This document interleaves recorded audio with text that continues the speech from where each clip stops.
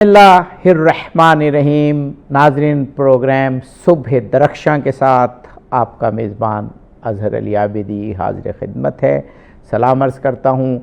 आप जानते हैं कि सुबह के वक्त हम हाज़िर होते हैं और अमूमन जब ये प्रोग्राम पीर से जुमेरात पेश किया जाता है तो मैं आपका मेज़बान होता हूँ और मौज़ूआत आपके जाने पहचाने आपकी फ़ीडबैक से हम प्रोग्राम को मज़ीद निखारते चले जाते हैं और ऐसी आगही, ऐसा इल्म, तरबियत की ऐसी डायमेंशंस जो मुआशरे को संवारें, हमें इनफरादी तौर पर खुदा का एक अच्छा बंदा बनने के मौक़े फ़राहम करें, इल्म अता करें और इज्तिमाई तौर पर एक ऐसे मुआशरे को तश्कील देने की ताकत अता करें, कॉम्पिटेंसी अता करें कि हम एक बेहतरीन इंसान के तौर पर ज़िंदगी गुजारते हुए इस दुनिया को भी जन्नत बनाएं और आखिरत को भी। नाज़रीन, आज तो हमारा प्रोग्राम बिल्कुल बराह रास्त इस मौजू पर है। हमने एक प्रोग्राम पहले पेश किया कि बच्चे के लिए माँ की आगोश पहली तरबियतगाह है, पहला नक्श है जो कभी नहीं मिटता।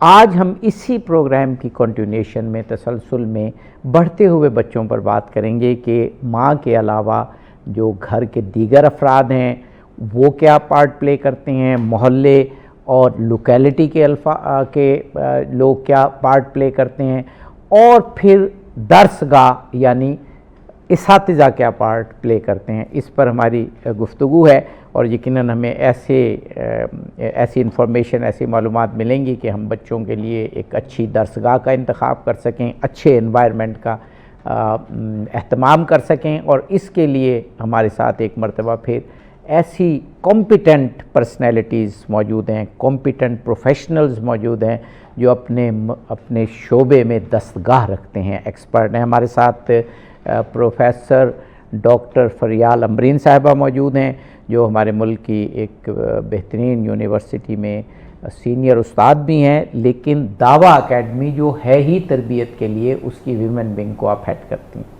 और हमारे साथ प्रोफेसर डॉक्टर कहकशां अरूज साहिबा मौजूद हैं जो प्रोफेसर हैं क्लिनिकल साइकोलॉजी की, यानी बराह रास्त तरबियत से जिनका ताल्लुक़ है। दोनों शख्सियात को एक मरतबा फिर खुशामदीद कहता हूँ और आपका शुक्रिया अदा करता हूँ कि आपने गुज़िश्ता प्रोग्राम में भी बड़ी इफ़ेक्टिव बातें की थी बच्चे की तरबियत। लेकिन आज वो फिर बच्चा जब 5 साल से ऊपर होता है तो उसकी जो तरबियत के मौक़े हैं। प्रोफेसर डॉक्टर फरियाल अमरीन साहिबा, मुझे रसूलुल्लाह की एक हदीस याद आ रही है और यही हदीस हज़रत अली अलैहिस्सलाम से भी नहजुल बलागा में भी ये है। उन्होंने बच्चों के 7-7 साल करार दिए कि पहले 7 साल बच्चा जो है वो जो अल्फाज का मफ़हूम, बल्कि एग्जैक्ट अल्फाज ही हैं कि वो बादशाह है, यानी आपने उसका ख्याल रखना है, वो बादशाह है। और दूसरे 7 साल वो ग़ुलाम है, यानी अब आपने उसे इंस्ट्रक्शंस देनी है। और तीसरे फिर 7 साल वो आपका मुआविन और वज़ीर है। कितना अच्छा! मैं अमेरिका के प्रोफेसर डॉक्टर हॉर्वर्ड गार्डनर की एक किताब पढ़ रहा था जो बड़े मारूफ साइकोलॉजिस्ट और एजुकेशनिस्ट है, अनस्कूल्ड माइंड। ये उनकी एक बहुत अच्छी और शायद आखिरी किताबों में से किताब है। तो उसमें अब मालूम नहीं उन्होंने रसूलुल्लाह की ये हदीस पढ़ी, यकीनन गुजरी होगी उनकी नज़र से, लेकिन उन्होंने भी जो अनस्कूल्ड माइंड में और बड़ी उनकी शोहर आफाक किताब है, यही 7-7 साल करार दिए। तो इसका मतलब है बढ़ते हुए बच्चों का जो माहौल है, वालदैन ने, दादा दादी, नाना नानी ने, लोकेलिटी ने, वो फिर इस तरीके से ख्याल रखना है कि पहले 7 साल में उसकी बेहतरीन तरबियत कीजिए और दूसरे 7 साल में कोई ऐसा माहौल प्रोवाइड किया जाए कि बच्चा सीखे। जी, जज़ाकल्लाह खैर। असल में ये जो फेजेस हैं इसको अब्दुल्ला नासिर अलवान जो हैं उन्होंने भी अपनी किताब तरबियत औलाद में इसी तरह से ज़िक्र किया है और मकामात पर भी, और मैडम साइकोलॉजी की वर्ल्ड के हवाले से मज़ीद बता सकेंगी। मुझे तो सीरत तैयबा सल्लल्लाहु अलैहि वसल्लम से जो बात समझ में आती है कि बच्चे को उसकी एज के लिहाज से जो रवैया वालिदैन का तरबियत में होना चाहिए वो सारे अंदाज़ हमें आपकी सीरत से मिल जाते हैं सल्लल्लाहु अलैहि वसल्लम। अभी हमने पिछले प्रोग्राम में बात की कि इब्तदाई सालों में बिल्कुल ज़िंदगी की इब्तदा जब होती है तो हमें बच्चे को कैसे रखना है, اور ماؤں کی کیا ذمہ داری ہے. جیسے ہم ذکر کر رہے تھے کہ آپ نے بچے کے ذہن کی سلیٹ پر پہلے خود تحریر کرنی ہے، بجائے اس کے کہ باقی لوگ کچھ تحریر کر دیں اور پھر آپ اسے مٹا کر کے لکھیں تو وہ نیٹنس نہیں آتی. تو اب وہ وقت ہے جب بچہ معاشرے میں دوسروں سے زیادہ تعامل کرے گا، انٹریکٹ کرے گا. اس وقت میں وہ آپ کی جو پہلے سالوں کی تربیت ہے وہ بھی نظر آئے گی، اور آپ کو اپنے بچے کو ڈسپلن کرنے کے لیے بڑی سمجھداری کا ثبوت دینا پڑے گا. میں اس میں یہ سمجھتی ہوں کہ پہلا کام جو ماؤں کو کرنے کی ضرورت ہے وہ یہ ہے کہ خود بھی مسلسل لرننگ. جو بچہ بڑھ رہا ہے، اگر ہم نے اپنے علم کو تازہ نہ کیا تو ہم اپنے بچے کی تربیت کو وقت کے مطابق نہیں کر سکیں گے. ہمیں حکم ہوا ہے تربو اولادکم غیر زمانکم، اپنے بچوں کو اپنے زمانے سے ہٹ کر کے پالو. ہم جب کہتے ہیں نا ہم تو ایسے کیا کرتے تھے، ہمارے دور میں تو یہ ہوتا تھا، ہمیں اس یوٹوپیا سے نکلنا ہوگا. ہمیں اب آج کے دور کے بچے کو آپ نہ تو موبائل سے جدا کر سکتے ہیں، نہ آپ اس کو باقی انٹریکشنز جو ہیں ان سے اس طرح سے دور کر سکتے ہیں. تو اب ہم کیا کریں؟ اس کے لیے اصول وہی رکھے جائیں گے جو سیرت طیبہ سے ملتے ہیں، نرمی سے، محبت سے، لیکن ڈسپلن کے ساتھ. اپنے بچوں کے لیے کچھ اصول طے کر دیے جائیں، بیٹھ کے اکٹھے جیسے فیملی میٹنگ ہے کہ بھئی ہمارے گھر میں سونے جاگنے کے یہ اوقات ہوں گے، اور یہ ادب تمیز، یہ جیسے آپ نے کہا کہ اس کو ہم نے آرڈر کرنا، یعنی ایک طرح سے غلام کے طور پر سے ٹریٹ کرنا ہے کہ اس کی ایک بات سمجھانی ہے کہ یوں کرو اور یوں نہ کرو. اگر والدین نے آداب زندگی اس عمر میں سکھا دیے تو پھر آگے جا کے وہ زندگی میں، جیسے آپ پچھلے پروگرام میں بھی کہہ رہے تھے کہ دنیا کی آگ سے بھی بچانا ہے. دنیا کی آگ کیا ہے کہ دنیا میں بھی انسان اگر اس کی تربیت عمدہ نہ ہوئی ہو، والدین تو برداشت کر لیتے ہیں، بہن بھائی بھی، لیکن معاشرہ معاف نہیں کرتا، بہت سختی سے سکھاتا ہے. اور میں اکثر کہتی ہوں کہ والدین وہ بریک ہوتے ہیں جو آپ کو حادثات سے بچاتے ہیں، اور جن کے پاس بریک نہیں ہوتی وہ بہت سخت حادثے سے دوچار ہوتے ہیں. اور جو ماں باپ کی نعمت سے محروم ہوں، کہ ان کی تربیت کی نعمت سے محروم ہوں، ان کو زمانہ بہت سخت مار دے کے سکھاتا ہے. ایک شاعر نے کہا تھا نا کہ جہاں جہاں ہے میری دشمنی سبب میں ہوں، جہاں جہاں ہے میرا احترام تم سے ہے. تو وہ ماں باپ کی تربیت ہی اصل میں اس دور میں جو ہے وہ آدمی کو اس قابل کرتی ہے کہ پھر وہ زندگی کی بڑی بڑی رزم گاہوں میں کھڑا ہوتا ہے کردار کے ساتھ. بے شک بے شک بے شک. پروفیسر ڈاکٹر کہکشاں عروج صاحبہ، آپ نے ایک پروگرام میں یہ کہا تھا کہ ایون جب اگر ماں باپ اس سچویشن میں ہیں کہ گھر میں کوئی نہیں ہے، انہیں ڈے کیئر میں بچے کو داخل کروانا ہے، تو وہ بھی وہاں پر داخل کروا کے اور پھر بھول نہ جائیں کہ بس چھوڑنے جائیں اور لینے جائیں، بلکہ یہ خیال رکھیں کہ کون ان کی وہاں پر کیئر کر رہا ہے، میڈ جلدی تبدیل تو نہیں ہو رہی، یا وہ درست سخت تو نہیں ہے، وغیرہ وغیرہ. اب دو ہی سچویشن ہیں، یا تو فیملی میں ہے بچہ، تو پھر جو دادا دادی، نانا نانی، چچا، خالہ، ماموں، ان کا کیا بیہیویئر ہونا چاہیے. جی. اور اگر ڈے کیئر میں ہے تو پھر جو ڈے کیئر چلانے والے ہیں، اونرز ہیں، انہوں نے ایک بہت بڑا ذمہ لیا ہے اپنے، یعنی انسانیت کے حوالے سے شاید دنیا میں کوئی اور اتنی بڑی ذمہ داری نہ ہو جو ڈے کیئر چلانے والوں نے لی ہے. اور آپ صحیح فرما رہے ہیں کہ وہ شاید بہت سارے اس طرح کا خیال بھی نہیں رکھتے. دونوں سچویشن میں آپ نے بتانا ہے ہمیں. جی، میں یہاں پر یہی کہوں گی کہ جو ڈے کیئر ہے اس پہ آپ کا اتنا کنٹرول نہیں ہے، لیکن جب آپ اس کو سلیکٹ کرتے ہیں تو آپ یہی دیکھ رہے ہوتے ہیں کہ آپ وہ ڈے کیئر سلیکٹ کریں جس میں کہ کم سے کم بچے ہیں، وہاں پہ میڈ زیادہ اویلیبل ہیں، وہاں پر بچے کی تعداد اگر زیادہ ہے، میڈز کم ہے، تو بچے کو وہ بہت دیر میں اٹینڈ کریں گی. پھر آپ وہاں پہ دیکھ لیتے ہیں فیسلٹیز کیا ہیں، کس طرح کی ہیں، گھر کے کتنا قریب ہے، آپ کے آفس کی جگہ سے کتنا دور ہے، آپ کو یہ سب چیزیں دیکھنی ہیں. لیکن یہاں پر جو ڈے کیئر کے مالکان ہیں ان کو بھی ایک بزنس چل پڑا ہوا ہے، اور اس میں بہت مشکل کام ہے، بہت بڑی رسپانسبلٹی ہے کہ آپ کسی کے بچے کو اپنے پاس اتنی ذمہ داری سے اتنے ٹائم کے لیے رکھ رہے ہیں. وہاں پر ظاہر ہے ان کا بزنس ہے، وہ اس کو اچھے سے اچھا کرنے کی کوشش کرتے ہیں، بھرپور کوشش کرتے ہیں کہ اچھی وہاں پہ بچوں کو گرومنگ دی جائے. اور یہ نہیں ہے کہ ماں جب بچے کو لینے آ رہی ہے تو اس ٹائم پر بچہ جو ہے وہ اس نے وہ لنچ نہیں لیا ہوا، اس کا لنچ باکس اسی طرح پڑا ہوا ہے، یا پھر اس کے کپڑے جو ہیں وہ صاف نہیں ہیں، اس کو چینج نہیں کیا گیا، اس کو دیکھا نہیں گیا، اور اس کے اوپر ڈانٹ ڈپٹ ہو رہی ہے، یا پھر اس کو کہیں مار پڑ رہی ہے، یا اندھیرے کمرے میں بند کر دیا گیا ہے. کچھ بھی ایسا جو ہے وہ بچے کی صحت پہ بہت برا اثر ڈالتا ہے، اور والدین کو بھی پتہ چل جاتا ہے، ان کی بہت سی آنکھیں ہوتی ہیں اور وہ سمجھ جاتے ہیں کہ اگر بچہ بول نہیں سکتا، رپورٹ نہیں کر سکتا، تو اس کے ساتھ کچھ ایسا ہوا ہے کہ اسے یہاں سے ہٹا دینا چاہیے. جی، یعنی اس کو اس مسئلے کو فوراً ایڈریس کرنا چاہیے، اس مسئلے کو فوراً. بہت مائنیوٹلی آپ کو اپنے بچے کو اس کی چیزوں کو دیکھنا چاہیے کہ جو آپ روز ہینڈ اوور کرتے ہیں، اس کا بیگ، اس میں کپڑے بھی آپ دیتے ہیں، آپ دیکھتے ہیں کہ بچے نے جھولے پہ بیٹھا ہے، چلے مٹی لگ جاتی ہے، بچہ گرا تو نہیں، اس کو کہیں چوٹ تو نہیں لگی ہوئی، جیسے گھٹنا تو نہیں چھل گیا اس کا، اور اگر ایسا ہوا ہے تو کیا انہوں نے آپ کو کال کر کے بتایا یا پھر کوئی فرسٹ ایڈ دی. وہ تو سب مینٹیننس کے ان کے معاملات ہیں. لیکن جیسے آپ کہہ رہے ہیں کہ ہم اس کی ذمہ داری پوری نہیں لے سکتے، ان کے لیے ہم ان کے اوپر ریلائی ہی کر سکتے ہیں کہ وہ اچھا پرفارم کریں، کیونکہ ان کا بھی کمپٹیشن ہے. باقی جہاں تک والدین کی آپ نے بات کی کہ ان کی ایبسنس میں جیسے گھر والے خیال کر رہے ہیں، ان میں چاہے میڈز ہیں، نانی نانا ہیں، ماموں خالہ ہیں، ان کی پھپھو ہیں، دادا دادی، جو بھی خیال کر رہے ہیں، ان میں ظاہر ہے وہ آپ کی فیملی ممبرز ہیں اور آپ ان میں سے ہی ہیں اور وہ آپ کے ساتھ ہیں. آپ لوگوں کی آپس میں ایک ٹرسٹ وردی ریلیشن ہے اور یہ ٹرسٹ جو ہے یہ قائم رہتا ہے. اس میں جو جیسے میں یہ کہنا چاہوں گی کہ اکثر جو ہے یہ چیز اس پہ مائنڈ بھی کیا جاتا ہے کہ ماں جو ہے وہ بچے کے بارے میں پوچھ کیوں رہی ہے، اٹھ گیا ہے، اس نے یہ لے لیا ہے کیا، ناشتہ کر لیا ہے، یا اگر بیمار تھا تو بخار اترا ہے یا نہیں. اس پہ کچھ گھر والے مائنڈ کر جاتے ہیں کہ ہم سے پوچھا کیوں گیا ہے، تو کیا ہم خیال نہیں رکھتے.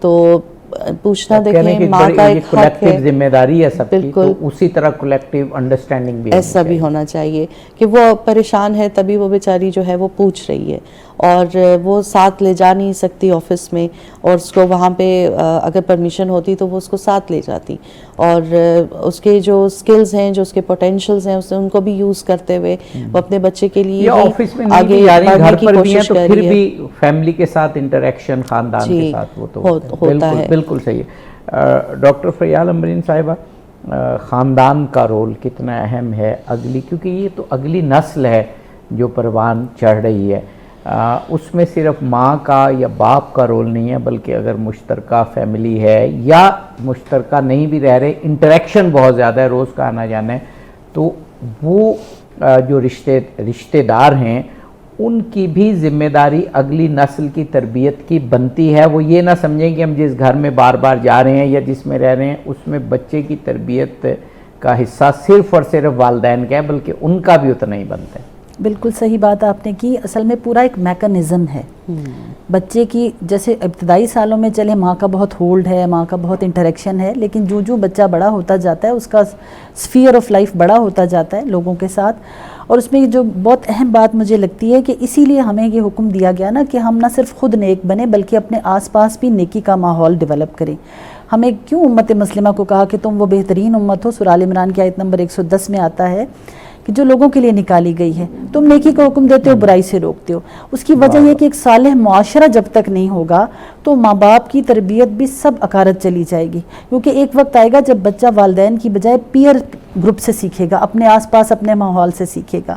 اور اس میں بہت اہم بات آپ نے فیملی کی میرا انتہائی یوں سمجھے کہ فیوریٹ موضوع ہے آج کل، میں اسی پہ بات کرتی ہوں کہ فیملی ایک ایسا یونٹ ہے کہ جو ہمارے لیے دنیا میں رہتے ہوئے بھی جنت جیسے مزے کرنے کی جگہ بھی بن سکتا ہے اور جہنم جیسی اللہ معاف کرے بدترین جگہ بھی بن سکتا ہے. اور جتنی زیادتیاں، اگر آپ اس کو کیس سٹڈیز بھی دیکھ لیں، جتنی زیادتیاں انسان اپنے گھروں میں آپس میں قریبی رشتوں پر کرتے ہیں شاید باہر کہیں موقع ہی نہیں ملتا کرنے کا. تو ہوتا یہ ہے کہ بچے کو لوگ اپنی ملکیت سمجھ رہے ہوتے ہیں، چاہے والدین ہوں، چاہے دادا دادی، نانا نانی، جو بھی، ہر بندہ سمجھتا ہے کہ یہ میری، یعنی میرا اس کے اوپر اختیار ہونا چاہیے اور یہ میرا ہے تو میری مرضی چلنی چاہیے.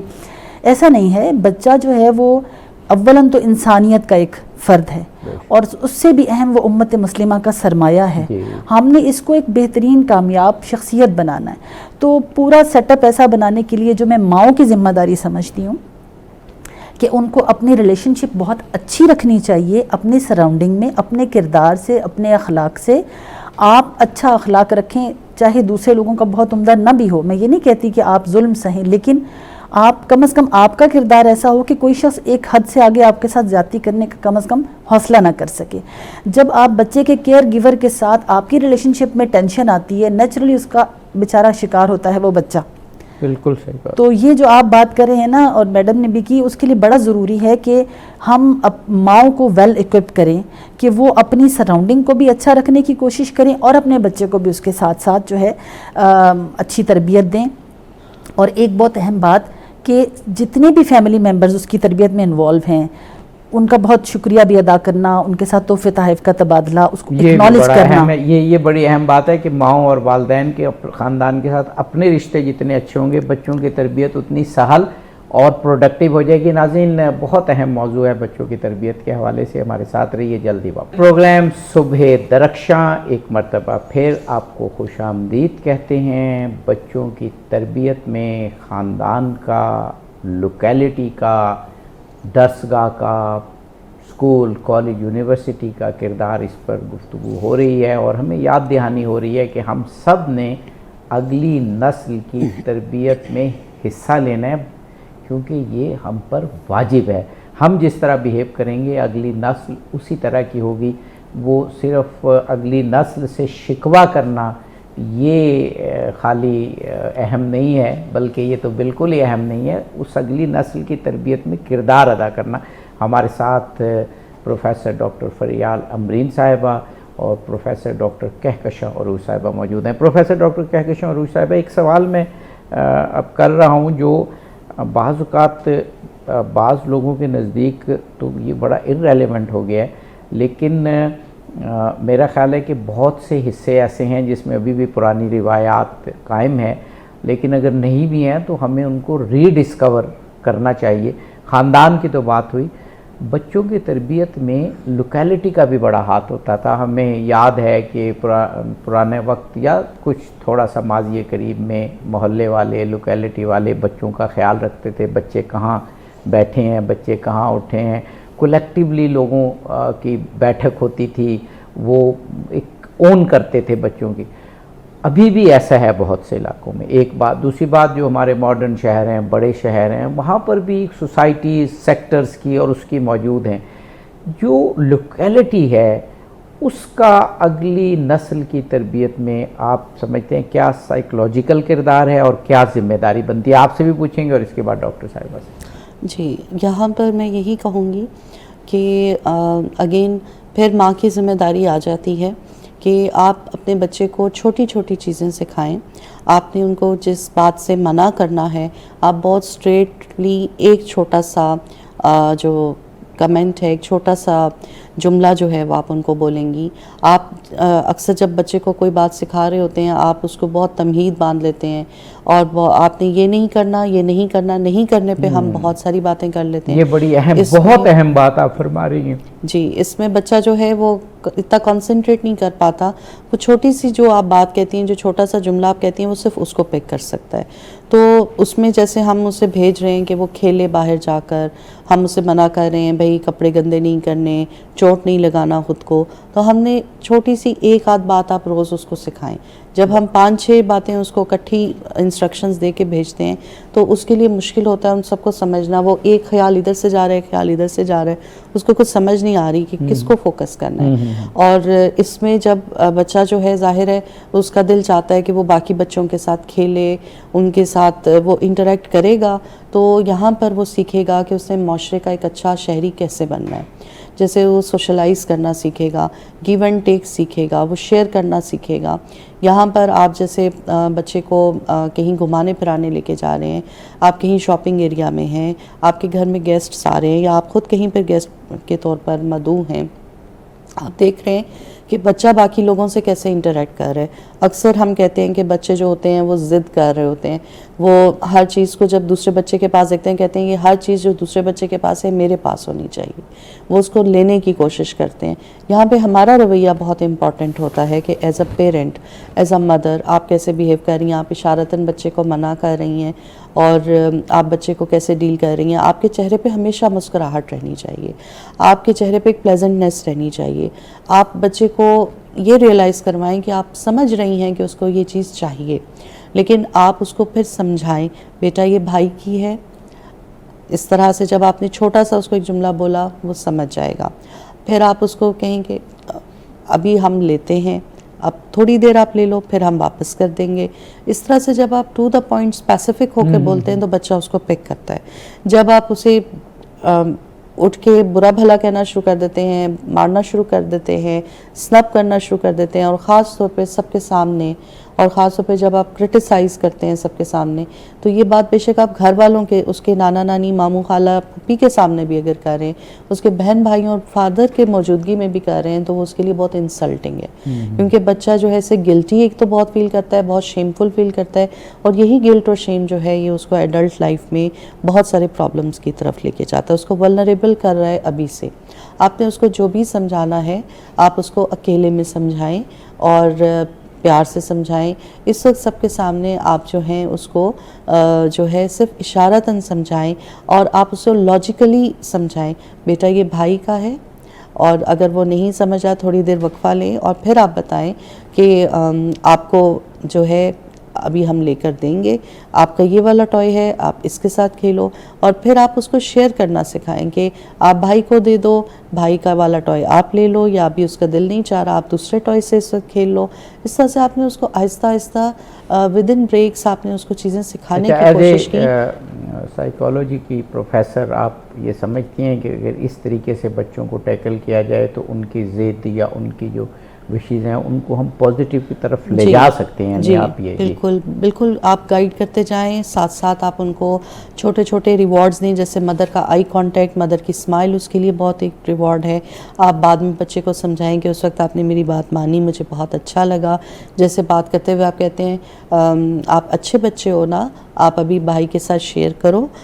شیئرنگ از کیئرنگ آپ بچے کو سکھا رہے ہیں. اسکول میں بھی آپ بچے کو سکھا رہے ہیں، گھر میں بھی آپ بچے کو سکھاتے ہیں بیٹا آپ نے یہ کھانے کی چیز ہے، آپ سب مل کر کھا رہے ہیں.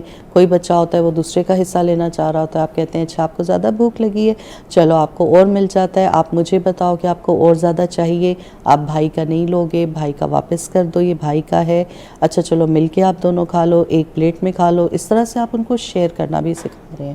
آپ ان کو چھوٹے چھوٹے لفظوں میں بہت ساری چیزیں سکھا رہے ہیں. وہاں پر آپ ان کو کینڈیز بھی دے رہے ہیں، ریوارڈ کے طور پر آپ ان کو انکریج بھی کر رہے ہیں ان کے پازیٹیو بیہیویئر کو. اس طرح سے بچہ جو ہے وہ سیکھ رہا ہے کہ what to do and what not to do. اور جب آپ ڈانٹ ڈپٹ سے بات کرتے ہیں چیخ چلا کر تو اس سے بچہ بالکل بھی نہیں سمجھتا ہے. واہ بہت خوب بہت خوب. پروفیسر ڈاکٹر فریال امبرین صاحبہ، میں ایک اسکالر کی بڑی زبردست بات پڑھ رہا تھا. یہ تو ہم ظاہر ہے تمام اساتذہ، پروفیسر، سائیکالوجی کے پروفیسر ہمیں بتاتے ہیں کہ بچوں کو بار بار نہ کرنا، یعنی انہیں کہنا یہ نہ کرو یہ نہ کرو، یہ ان کی شخصیت کو ڈیمیج کرتا ہے.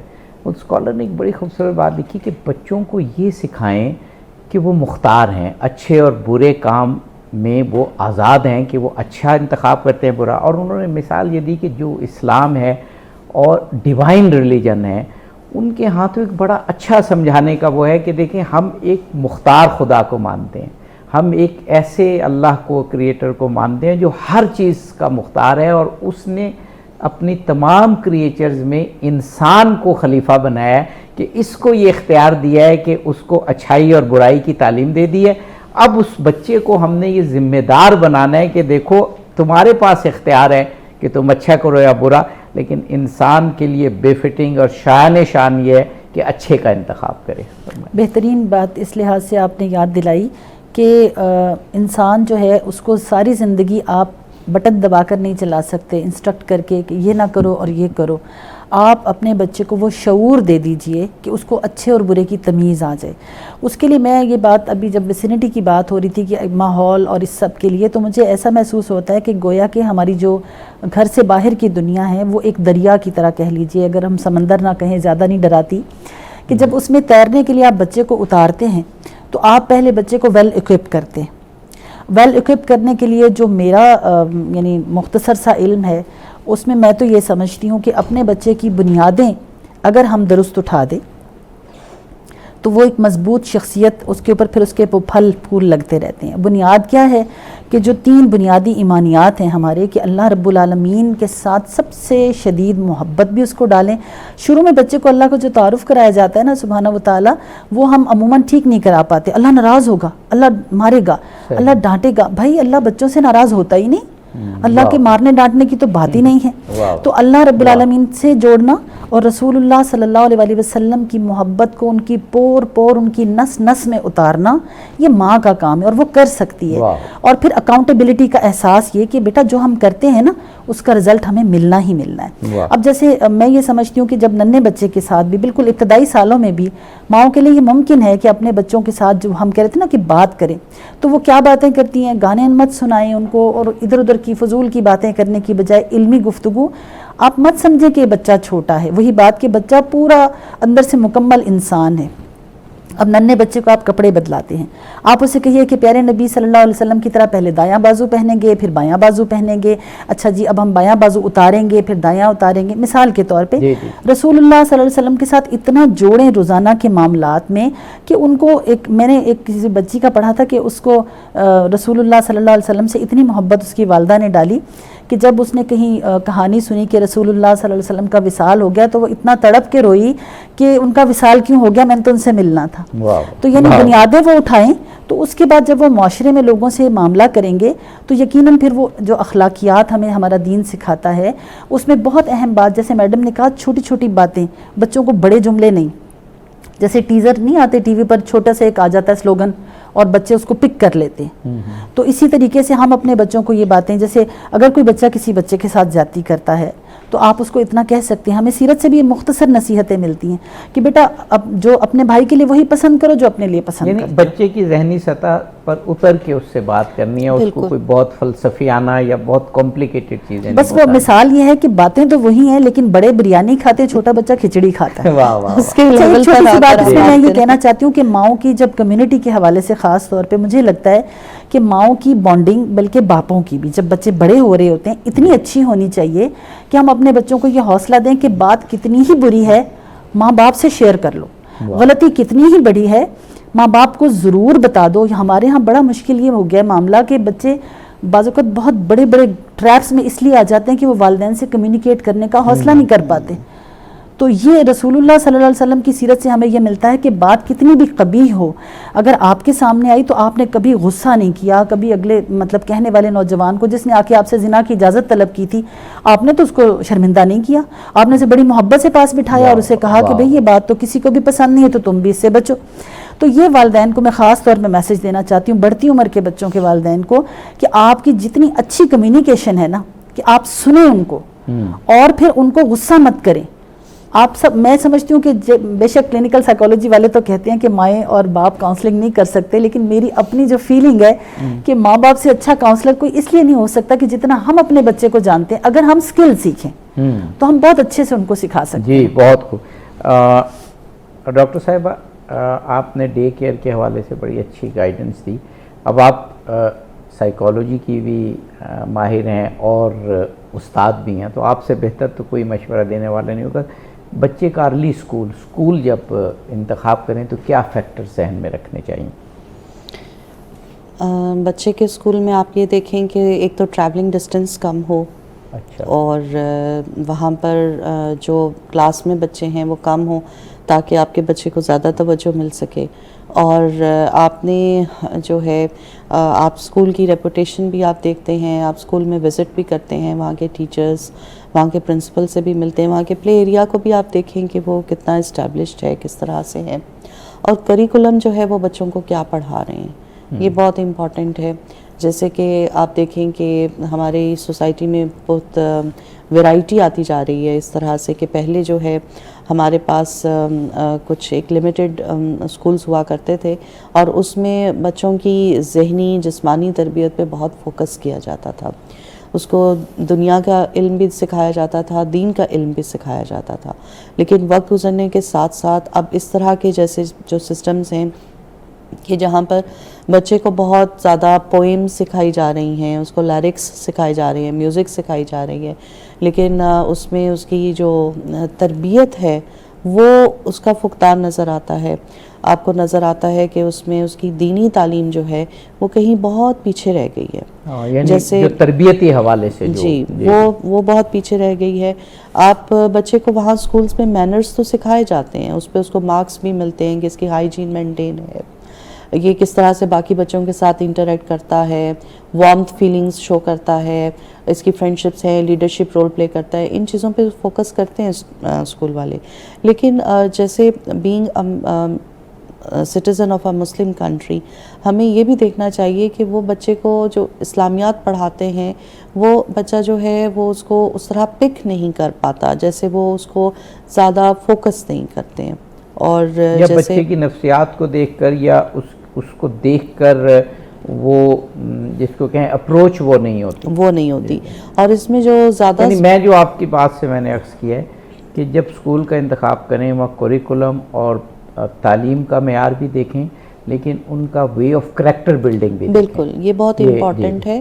جیسے کہ ہم جب سکولز میں جا رہے ہوتے ہیں تو ہم دیکھ رہے ہوتے ہیں کہ اچھا یہاں پر تو بچے بڑے آرام سے جو ہے گیٹ کراس کر کے باہر جا رہے ہیں, جیسے بڑے بچوں کو ہم دیکھتے ہیں, مانٹیسری کے بچوں کو چھوڑ دیں اگر کہ یہ تو آنے جانے پہ کوئی پابندی نہیں ہے, یہ بچہ تو آرام سے نکل کے جا سکتا ہے کہیں پہ بھی, اور اس پہ یہ بچہ اسموکنگ بھی کر رہا ہے تو یہاں پر اس چیز کو بھی مانیٹر نہیں کیا جا رہا. یہ بڑی اہم باتیں آپ فرما رہی ہیں, اس کو ہم کنٹینیو کریں گے.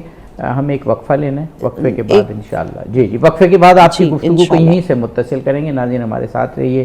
سائیکالوجی کے پروفیسر اور ماہر تربیت و تعلیم بہترین گائیڈنس ہمیں تربیت کے حوالے سے پرووائڈ کر رہے ہیں. ہمارے ساتھ رہیے. ہم جلدی پروگرام میں ایک مرتبہ پھر آپ کا خیر مقدم کرتے ہیں. پروگرام صبح درخشاں, آپ کی صبح کو مزید درخشاں بنانے کے لیے ہم حاضر ہوتے ہیں خوبصورت موضوعات کے ساتھ, اور آج تو موضوع ہے ہی تربیت کے حوالے سے. پروفیسر ڈاکٹر فریال امرین ہمارے ساتھ موجود ہیں, پروفیسر ڈاکٹر کہکشاں عروش صاحبہ ہمارے ساتھ موجود ہیں. وقفے سے قبل ڈاکٹر صاحب میں نے اسکول کے انتخاب سے والے سوال کیا تھا, آپ نے بڑی اہم ٹپس دی, لیکن آپ بات مکمل کرنا چاہ رہی ہیں. جی بہت شکریہ. میں یہ کہنا چاہ رہی تھی کہ ہمارے اسکولس میں ٹیچرز نو ڈاؤٹ بہت اچھی بچوں کو گرومنگ بھی دینے کی کوشش کرتے ہیں, ان کے ٹریننگ کورسز بھی ہوتے ہیں, وہ بچوں کو ٹرین بھی کر رہے ہوتے ہیں.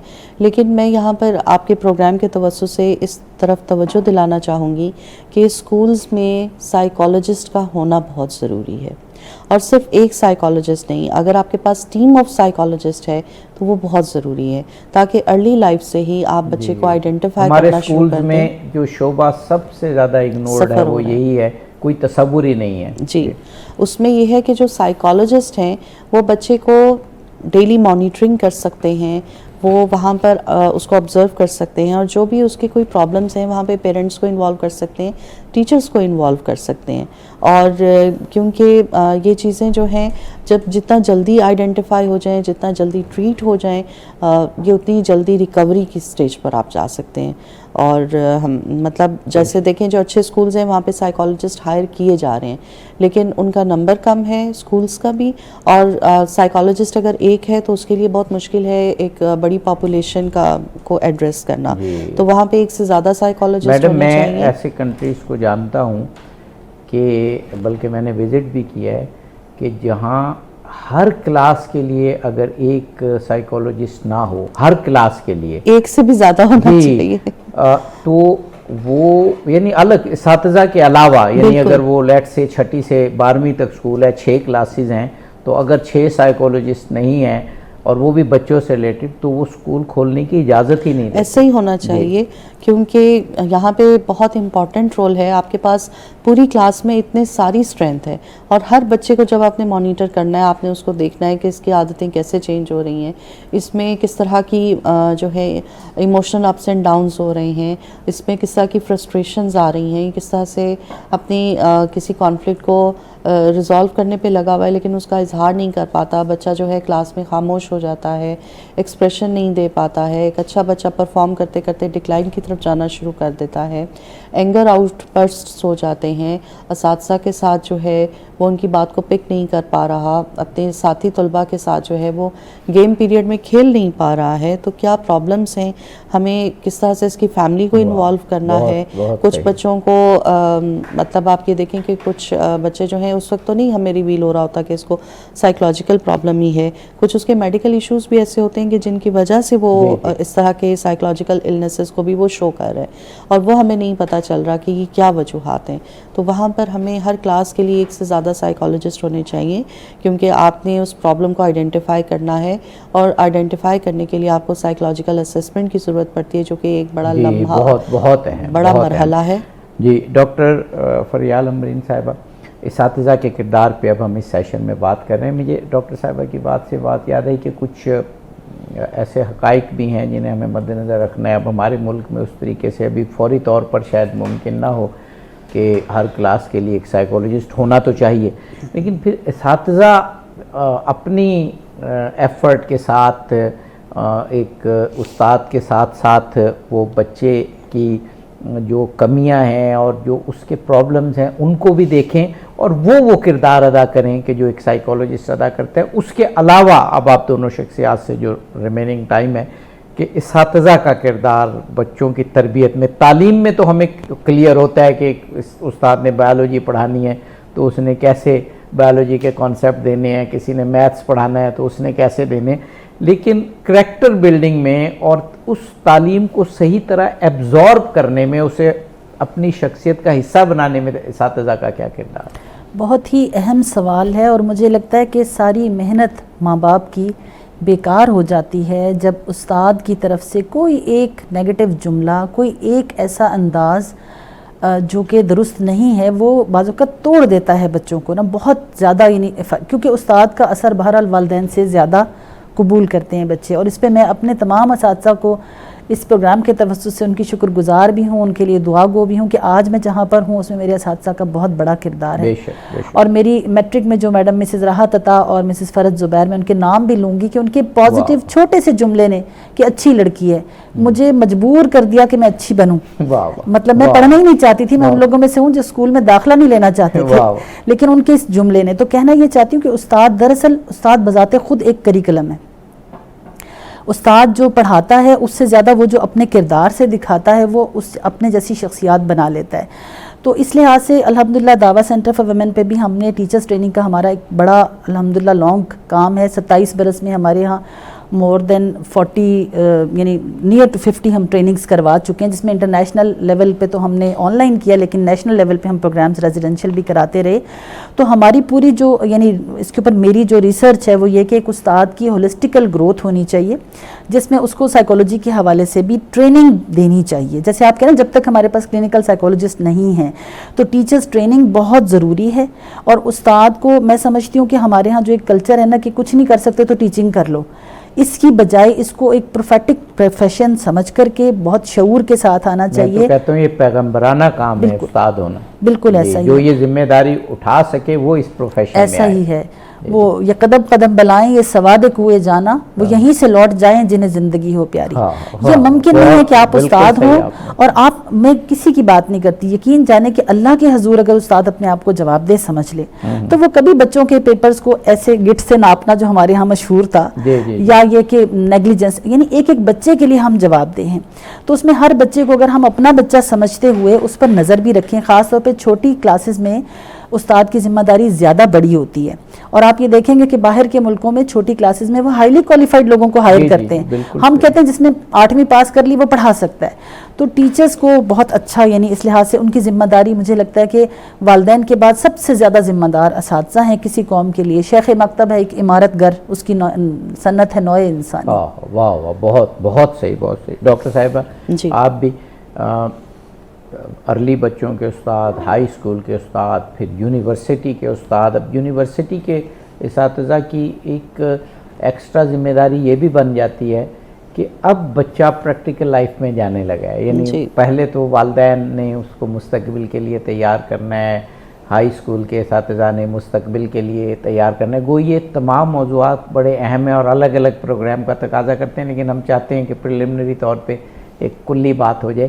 تو یونیورسٹی کے جو اساتذہ ہیں وہ اس لیے بہت اہم ہیں کہ اب ایک جو پروڈکٹ ان کے پاس آیا اس کو انہوں نے ریفائن کیا, اب وہ پریکٹیکل لائف میں جا رہا ہے, تو ان کا جو رول ہے وہ ایک ٹرانزٹ جس کو کہتے ہیں بن گیا ہے کہ اب اس نے پرانی بھی تربیت کو اپنی بھی تربیت کرنی ہے اور اب بچے کو پریکٹیکل لائف میں داخل کرنا ہے. جی آپ نے بہت خوبصورت سوال پوچھا، اور اس کے لیے میں یہی کہنا چاہوں گی کہ پچھلے دنوں ایک پروجیکٹ چل رہا تھا HEC کا، اس میں مجھے تھوڑا سا موقع ملا، اس میں میں ایز اے ٹرینر گئی، جہاں پر میری یونیورسٹی اساتذہ تھے اور کالج کے اساتذہ تھے، ان سے ڈفرینٹ مراحل پہ میری گفتگو ہوتی رہی، اور وہاں پہ میں ایز اے ٹرینر گئی ٹیچرز ایز کونسلرز، اور یہ اس میں ہم نے ان کو ٹریننگ کی کوشش کی کہ جو ہے ایک چھوٹے سے ٹائم پیریڈ میں، جیسے جو کالج کے اساتذہ تھے ان کا یہ تھا کہ ہمارا پیریڈ بہت شارٹ ہوتا ہے، اور جو یونیورسٹی کے اساتذہ تھے وہ یہ کہہ رہے تھے کہ ہمارے پاس بچہ جو ہے وہ ٹرین ہو کے آ چکا ہوا ہے، اب ہمارے پاس بہت کم مارجن ہے کہ بچے کو ہم جو ہے گریجولی کسی سائٹ پہ لے کے جائیں. لیکن میں یہاں پر ایز اے سائیکالوجسٹ یہی کہنا چاہوں گی کہ ہمارے پاس مارجن ہے. آپ کی کہیں بھی چھوٹا سا ایک جملہ، ایک چھوٹا سا جیسچر، آپ کا ایک چھوٹا سا کمنٹ، آپ کی مارکنگ کا ایک چھوٹا سا پہلو بچے کے پورے کیریئر کو، اس کے پورے فیوچر کو یا تباہ کر دے گا یا پھر اس کو سنوار دے گا. تو اس کے لیے ہماری بہت بڑی ذمہ داری ہے. اگر ہم اس ذمہ داری کو نہیں پورا کرتے، ہم بغیر سوچے سمجھے اپنی اگنورنس میں کسی بھی بچے کے ساتھ کچھ بھی ایسا گفتگو کر لیتے ہیں، کچھ بھی ایسے مارکنگ میں اس کے ایفیکٹ لے آتے ہیں، تو یہ مناسب نہیں ہے. ہمارے لیے ہر بچہ بہت امپورٹنٹ ہونا چاہیے، اور ہمیں دیکھنا چاہیے کہ بچہ کلاس میں کیسے پرفارم کر رہا ہے، ریگولر ہے یا نہیں ہے، اور اگر ریٹن اس میں اگر وہ پرفارم نہیں کر پا رہا تو اس کی کیا وجوہات ہیں. اور اس میں یہ کہوں گی کہ ہمیں بینگ اے ٹیچر بھی ہمارے قول و فعل میں تضاد نہیں ہونا چاہیے کہ جو ہم پریکٹیکلی کر رہے ہیں اور جو ہم بچوں کے ساتھ کر رہے ہیں. یعنی کہ وہاں پہ تو میں انہیں سمجھاؤں کہ جی میں بہت کوئی اچھی سائیکالوجسٹ ہوں، لیکن جب وہ میرے پاس آئیں ٹریننگ کے لیے اور وہ دیکھیں کہ میں اپنے کلائنٹس کو بار بار آگے کا ٹائم دے رہی ہوں اور میں پرٹیکولر نہیں ہوں اپنے ٹائمنگز کے حوالے سے، تو یہاں پر آپ کے لیے جو ہے بینگ اے ٹیچر اسٹوڈنٹ کے لیے ساتھ آپ کی ایمپتھی بہت ضروری ہے، انکنڈیشنل پازیٹیو ریگارڈ بہت ضروری ہے. آپ بچے کو یہ مت دیکھیں کہ یہ آپ کے ساتھ کس طریقے سے بات کر رہے ہیں، اوبیڈینٹلی بات کر رہے ہیں، آپ کو رسپیکٹ نہیں دے رہے، لیکن آپ ٹیچر ہیں. کیونکہ یونیورسٹی میں یہ پرابلمس آپ ٹیچر ہیں اور گرون اپ بچے ہوتے ہیں، اور وہ پھر جیسے ٹیچر چاہتے ہیں بعض اوقات ایسے بیہیو نہیں کرتے، تو ٹیچر کو پھر اس طرح سے ایکٹ کرنا ہے کہ بچے ایک صحیح پاتھ پر آ سکیں.